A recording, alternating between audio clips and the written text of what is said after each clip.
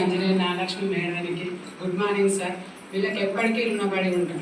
ఎందుకంటే నాకు సావిత్రి మేడం వెస్టేజ్ని పరిచయం చేసింది. అసలు వెస్టేజ్లో ఏముంది అంటే హెల్త్ ఉంది. మా సార్కు థైరాయిడ్, బీపీ, షుగర్ ఈ మూడింటికి మేము ప్రోడక్ట్ వాడడం జరిగింది. చాలా రిజల్ట్ రావడం కూడా జరిగింది. నాకు కూడా నేను ఏం చేస్తుండేదానంటే టైలరింగ్ చేస్తుంటాం. బోటిక్ నాది మైబాద్లో.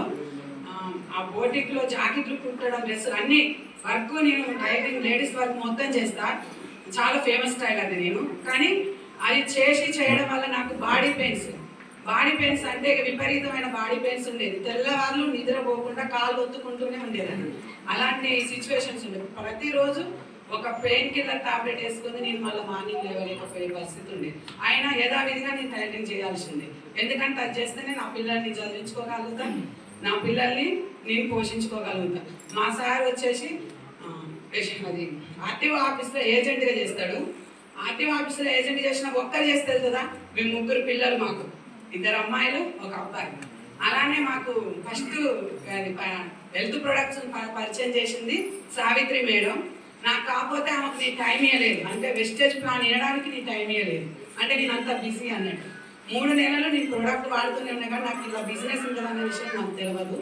నాకు అది బిజినెస్ను పరిచయం చేసింది నాగరాజ్ సార్, వెన్నెల నాగరాజ్ సార్ పరిచయం చేసేది. నాకు సార్ రాగానే ఫస్ట్ డ్రీమ్స్ అడిగింది. నాకు డ్రీమ్స్ బాగుండేది ఎక్కడ అంటే కారు, ఇల్లు అని బాగుండే కోరిక. కారు కోసం నేను ఇందులో వర్క్ చేయడం జరిగింది. నేను ఈరోజు మీ ముందు కార్ అచ్చువర్గా నిలబడింది. జనవరి నుంచి నేను ఈ బిజినెస్ అనేది స్టార్ట్ చేయడం జరిగింది. నా వల్ల చాలా మందికి హెల్త్ ప్రొడక్ట్స్ ఇవ్వడం జరిగింది. కాబట్టి లీడర్స్ ఈ వెస్టేజ్లో ఒకరికి వెళ్తుంది, మనీ కూడా ఉంది. మనం ఎంత సంపాదించుకోవాలనుకుంటే అంత ఉంది, చేసుకుంటే ఉంది, చేసుకోకుండా వెస్టేజ్ ఏముందిలే అని అనుకుంటే ఏం లేదు. చాలా విమర్శలు ఎదుర్కొంటున్నా నేనైతే. వెస్టేజ్ బాగానే చేస్తున్నావు. చాలా మంది అక్కడికి టైలరింగ్ చేస్తుంటా కదా, నేను స్టేటస్లు పెడుతుంటే నేను ప్రతిదీ ఏ డిజైన్ పెట్టినా కూడా అది స్టేటస్లు పెట్టేది. ఇప్పుడు అవన్నీ బంద్ చేసిన. Only wastage status. Computer work చేస్తా, ఏ వర్క్ చేస్తే అది ఖచ్చితంగా స్టేటస్లో పోయేది. ఇప్పుడు అవన్నీ బంద్. ప్రతి ఒక్కటి వెస్టేజ్ స్టేటస్. వాళ్ళందరూ ఫోన్ చేసి అంటారు నాతో, నీకు వెస్టేజ్ పిచ్చి పట్టింది అని అంటారు.